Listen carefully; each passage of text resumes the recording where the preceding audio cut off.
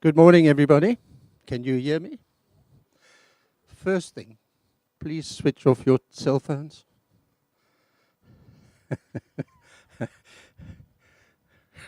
You don't know how. We're going to be going live in how long? Are we live right now? Rick says 58 seconds. Thank you all for joining us to celebrate the remarkable life of Leslie Proctor this morning. Thanks to the many people who sent condolences and wishes to the family. And I'm thanking you on behalf of the Proctor siblings, Anne, Jennifer, Richard, and Val, Leslie's grandchildren, Jackie, Gabby, Holly, Laura, Megan, Bryony, and Amber, and Hannah, and their families, and including 9 great-grandchildren. Please excuse me if I inadvertently leave someone out in my thank yous. Thank you to those who have traveled a long distance. We appreciate it. Then to Barbara and her crew for all the hard work and setting things up, and the tables and drinks, etc. To Jackie Sparks, who's been a stalwart in helping to organize many aspects of the celebration. We would like to acknowledge Dr. Erika de Frisch for her care and sympathy beyond the call of duty. Extreme AV have provided all the equipment to enable us to enable these proceedings to be live streamed to many family and friends around the world. And credit to Bernard and the ground staff for setting up the Glen, just as Leslie would have approved. I'm now going to hand over to Richard to pay tribute to Leslie.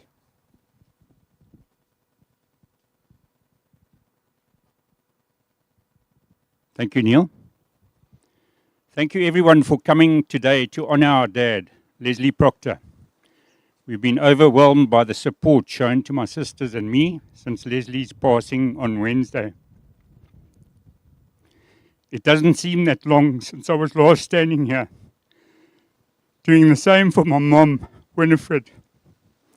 Incredibly, that was 11 years ago. Leslie was so devoted to her that we siblings didn't think he'd be able to survive without her. Yet here we are, 11 and a bit years later, and now it's his turn. It's a demonstration of his indomitable spirit that he lived and thrived for so long without his soulmate. His resilience on his own has been a lesson to all of us. He immersed himself in stamp collecting, bread making, gardening, and snooker, which he only gave up a few months ago. With his bookbinding skills, he always gave his time freely when someone wanted a cherished book brought back to life. Leslie was born in Ossett, Yorkshire in 1927, an only child.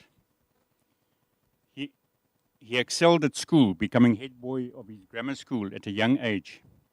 He often recalled his Latin master saying to him, "Proctor, I suppose they will now be allowing perambulators into the 6th, in reference to his young age."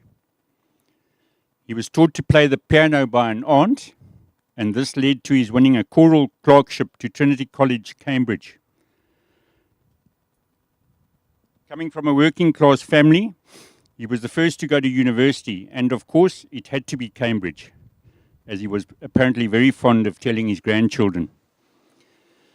The achievement was even mentioned in the Ossett Observer, and the event was celebrated at his school, with everyone being given half-a-day holiday. Despite his academic achievements, he never quite lost his Yorkshireness, and was very good at putting on the accent when he wanted to. Rose, and the renowned Yorkshire stubborn never quite left him, a characteristic many of his children and grandchildren have inherited. After graduating, he became assistant master at the choir school, Eton College, where he was when a chance meeting with Winifred defined the rest of his life. A self-confessed Francophile, he and a friend were holidaying in France and staying at a hotel where two young English ladies were also staying.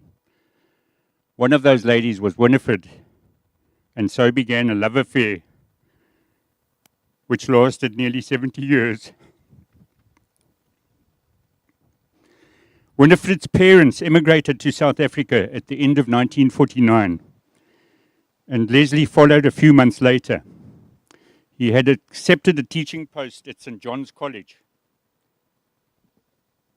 in Johannesburg, but later moved on to Parktown Boys High and then Krugersdorp High. Apart from teaching English, he produced a few Gilbert and Sullivan operators and coached cricket. His love of the sport lasted until his final days.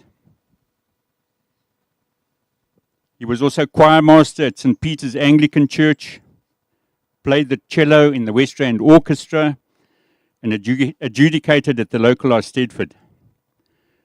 Winifred remembered him always going off to committee meetings, but his children remember him very much a family man, doing his fair share of babysitting and cooking. Throughout his life, he remained incredibly proud of all the achievements of his children, as well as his 8 grandchildren and 9 great-grandchildren. This is evidence in Gabby's recollection of him, known as Bumps to her. Gabby recalls the joy that the genealogy chart brought him. It was a great talking point for any visitors that he had.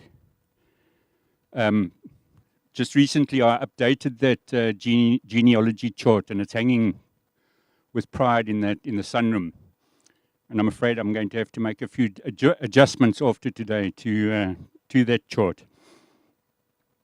As she recalls, what started as a small research project turned into hours and many very late nights of online treasure hunting. Through census scans and birth, marriage, and death certificates to find long-lost relatives in the United Kingdom. It was especially lovely to be able to put names and places together when Val, Anne, and I collated the Diamond Anniversary book with Nana and Bumps' stories that they emailed us. Some of you might have seen the book. Another of his many passions was sailing. After he built a couple of small yachts and canoes for himself and friends, the family enjoyed sailing at Florida Lake on weekends. In 1962, Les moved to the Johannesburg College of Education, where he was director of language laboratories. He was a pioneer in South Africa in automated language learning through the use of teaching machines and the language lab. As well as speaking at many international conferences, he also published a handful of academic papers and edited the journal Symposium. Leslie and Winifred loved to holiday in the Drakensberg, and many family holidays were taken there with various other families. This love of traveling around the country was embedded when he and Winifred bought a motorhome and were enthusiastic members of the Motorhome Club. His grandchildren remember the smell of haddock cooking in the microwave for breakfast when they visited on a motorhome trip. And even one time, Bumps, who didn't actually like dogs, allowed Anne and Neil's huge dog, Mr. Bumble, into the motorhome. Quite an honor. In 1969, Leslie accepted a post as director of the language laboratory at Fort Hare, and so began the family's long association with the Eastern Cape. In his early years in Alice, he joined the brass band, the Dramatic Society, and took part in the social life of the town. It has amazed us how many people from those years remember him with great affection. Val was at primary school in Alice, and so many of her friends have written with lovely memories of him. In fact, I think at least one of them, Maylene, has joined us today from Ireland. I do believe Maylene is watching us on the video link. In 1979, they bought a house at Hogsback, where they spent many happy hours in their 5-acre garden, growing fruit and vegetables that were the envy of many. It was a beautiful property, overlooking the mountains, and they had a fulfilling 8 years living there until Leslie retired in 1987. Eventually, they decided Hogsback was not the place for retirement, so they moved to Kaiser's Beach, where Leslie had almost single-handedly built their 4-bedroomed home in the preceding years. They spent 10 good years there before deciding to move closer to facilities and ended up in this beautiful place. Winifred, in particular, involved herself in activities here and was trustee secretary for many years. Leslie, as you probably all know, preferred to stay home, immersing himself in cheese making, gardening, cooking, bookbinding, stamp collecting, and you might just look up there, there's a little tribute to him above there, and keeping Nay Wine Estate in business.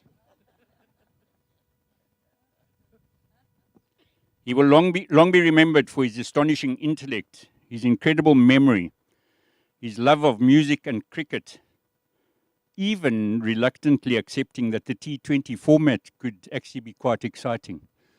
And towards the end of his life, even accepting that girls could play cricket as well.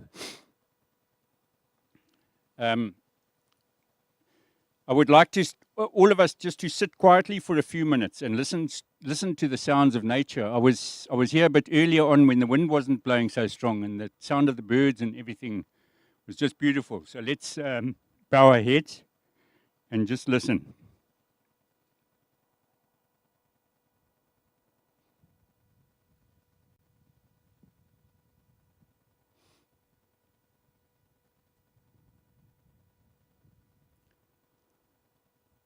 Thank you.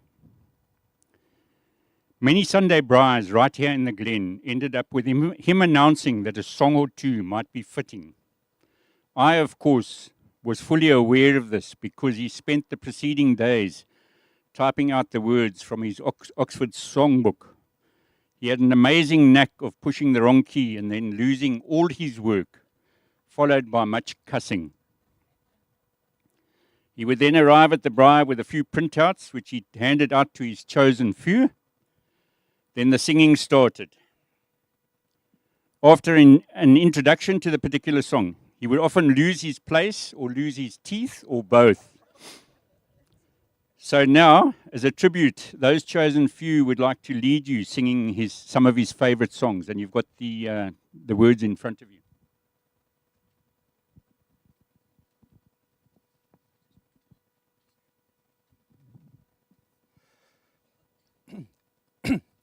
Anne has asked me to say a special thank you. She says she'd find it difficult, but I also found it difficult.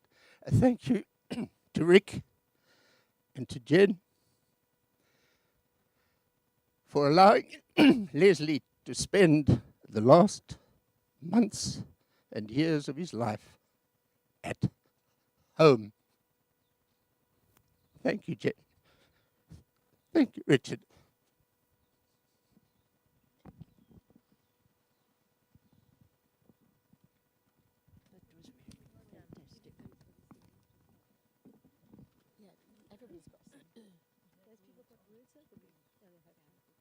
Everybody's got a thing, huh? Yeah, no, I'm going to tell you. We're not this choir.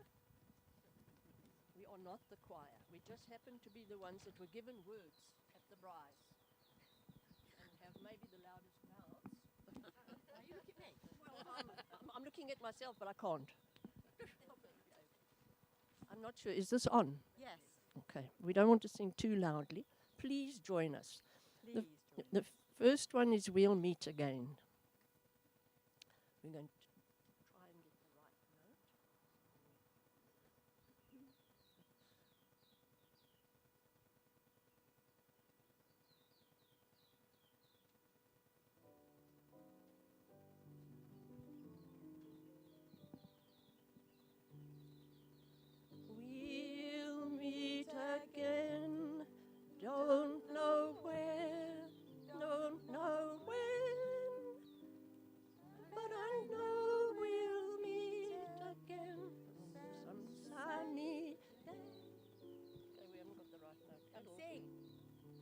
pretend. Keep smiling through, just like you always do, till the blue skies drive the dark clouds far away.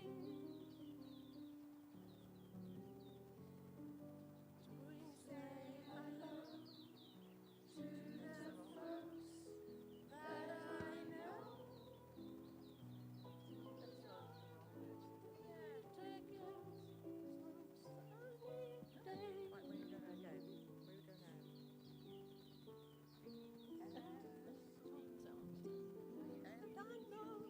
Tell them I won't be long.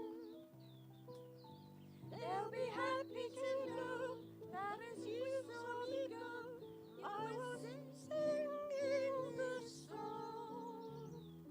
We'll meet again. Don't know how, don't know when, but we know we'll meet again some sunny day.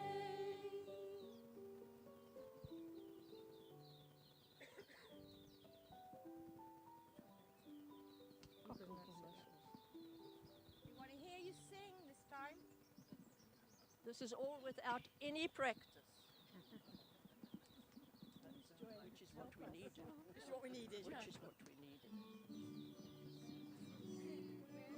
Wait the introduction.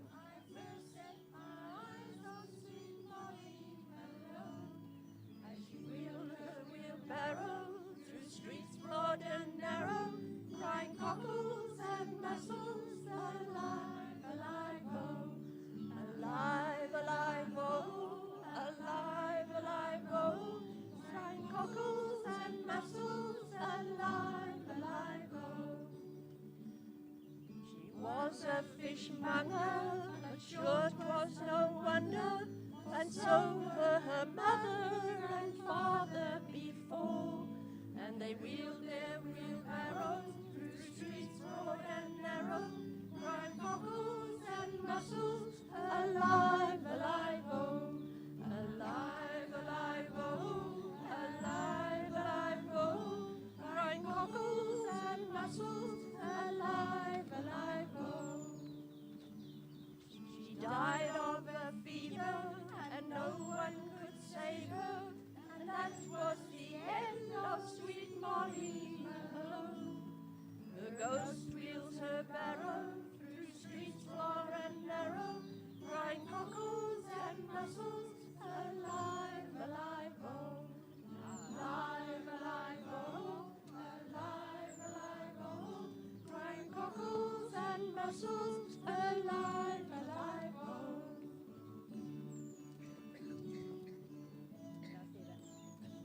Did a double one.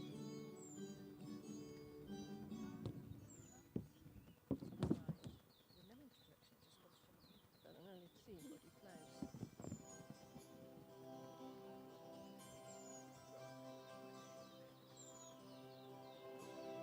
Go across the sea to Ireland, then maybe at the closing of your day, you will sit and watch the moon rise over Gladys, and see the sun go down on Galway Bay.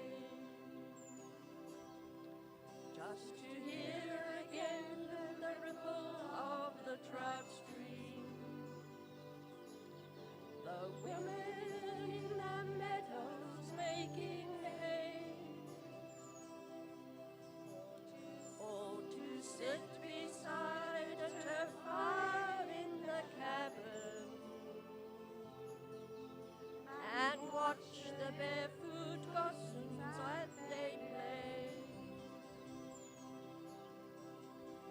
And if there's going to be a life hereafter,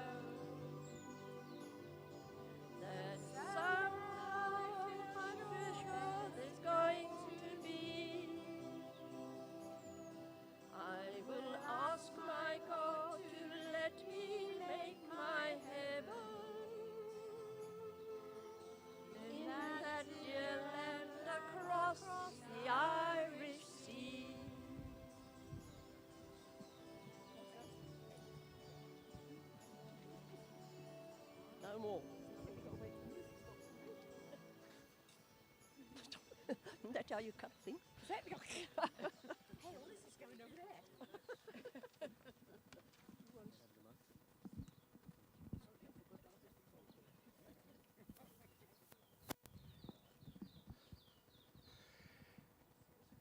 Thank you very much, everyone. We'd like to ask you to join us in a celebratory drink of champagne or wine. And for those of you who don't, we have water. Please allow Barbara and her team a minute or two to set things up, and then those who can make their way down to the tables and grab something to drink and something to eat. What we'll try and do is rearrange the chairs here so that people can stand around here. If you want to, take a chair, if you're able to, and take it down to that area as well.